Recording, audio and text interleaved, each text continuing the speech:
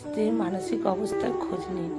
শুধু ঠিকভাবে ভরণ পোষণ দিয়ে ভাবছেন আপনি আপনার স্ত্রীকে সকল সুখ দিচ্ছেন। আপনার স্ত্রী আপনার কাছে ভালো আছে, এর বাইরে কি কখনো খোঁজ নিয়েছেন আপনার স্ত্রী মানসিকভাবে কেমন আছে? তার মনে আপনাকে না বলা কোনো কথা আছে কি না? নিশ্চয়ই। অফিসের কাজ সেরে এসে বসায় ঢুকে এক প্রকার হুমড়ি তুমড়ি শুরু করেন। অনেক কাজ করে এসেছেন, ক্লান্ত, অথচ মেয়েটা সারাদিন আপনার সংসার সামলেছে, আপনার জন্য অপেক্ষা করেছে সে কখন আসবেন, আর হাসি মুখে তার দিকে তাকিয়ে দুটো সুন্দর কথা বলবেন। ক্লান্ত তো মেয়েটাও, ঘরের কাজটাও তো বেশ বড়, দায়িত্বটাও তাই না? আপনি মেয়েটাকে বিয়ে করে এনেছেন, সে আপনার সহধর্মিণী। দুজন দুজনের কষ্ট, সুখ, ক্লান্তি ভাগ করে নেবেন, এটাই তো হওয়া কথা, তাই না? দুজন দুজনকে অ্যাপ্রিসিয়েট করলে সম্পর্কটা কতটা মধুর হবে ভেবে দেখেছেন একবারও? আপনি ভাবছেন আমার স্ত্রী যখন যা দরকার আমি তো দিচ্ছি, আচ্ছা এটাই কি আপনার শেষ দায়িত্ব?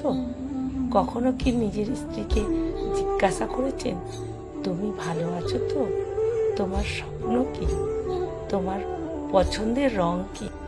তোমার কোনো পাওয়া কোনো অভিযোগ আছে কি না কোনোদিন জিজ্ঞেস করেছে কি? আপনার স্ত্রী কি মন খুলে আপনাকে সব কথা বলতে পারে? নিজেকে প্রশ্ন করুন, একটাবার স্ত্রীকে জিজ্ঞাসা করুন তার মনের কথা শুনুন। বাঁচার জন্য মনের কথা শেয়ার করা খুব দরকার, আর স্বামী হচ্ছে মেয়েদের সবচেয়ে বড় বন্ধু। স্ত্রীকে বন্ধুত্বপূর্ণ সম্পর্ক দিন, বন্ধুর মতো আচরণ করুন, জমিয়ে স্ত্রীর সঙ্গে আড্ডা দিন, গল্প করুন, স্ত্রীকে মূল্য দিন, তাকে বুঝুন, তাকে স্ত্রীর ভার আগে একজন মানুষ ভাবুন, তার আবেগ, তার ভাবনাকে মূল্য দিন। দেখবেন আপনার সংসারটা সুখের স্বর্গ হয়ে গেছে। ওর ওপরওয়ালা স্ত্রী নামের নারীটাকে আপনার জন্য দুনিয়ায় পাঠিয়েছে, সে আপনার জীবনে হালাল সঙ্গী, তার মাঝেই আপনার জন্য সকল রহমত বরকত নিহত। লেখা সংগৃহীত, পাঠে অনিতা ভট্টাচার্য।